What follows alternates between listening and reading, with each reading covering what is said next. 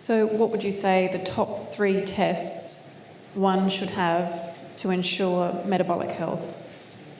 Omega-3 index, glucose tolerance, insulin response would be my top 2.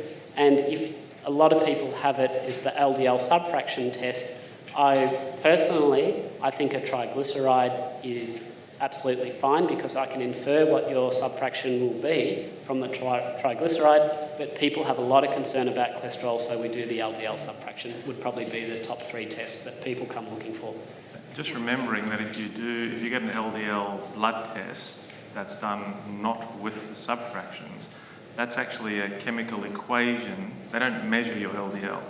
What they do is measure everything else and calculate what they think the LDL will be from the other numbers. So this is called the Friedwald equation. So absolutely correct. So the standard blood test doesn't measure your LDL. It estimates your LDL. And here's the thing. The equation relies on triglycerides to an extent that if you're low carb and you have low triglycerides, that leads to an artificial estimation of your LDL. It appears to be even higher. So that's why people who are ketogenic, they frequently go to their doctors and they'll get a standard cholesterol test and the doctor will tut-tut and say your LDL is very, very high. First of all, they haven't measured the LDL, they've estimated it, and if you're a good ketoer and your trigs are low, then your LDL will read much higher, will be estimated to be higher than it actually is. But even so, your triglyceride to HDL ratio is still going to be fine within that zone.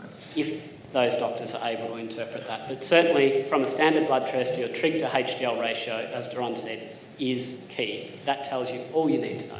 So how important is it to have LDL subfractions if you can just look at total cholesterol over HDL or triglycerides over HDL? I personally have never paid for an LDL subfraction test for myself, so I think it's important if you're concerned, but I'm very happy to just look at my trig ratio, trig to HDL, and I'd be happy.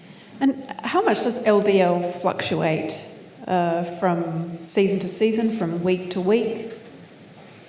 Or is it pretty much a steady marker? Look, LDL can fluctuate a lot, obviously, if you think back to the diagrams in my talk. But if you're having a look at the ratio of pattern A to pattern B, that only fluctuates with health.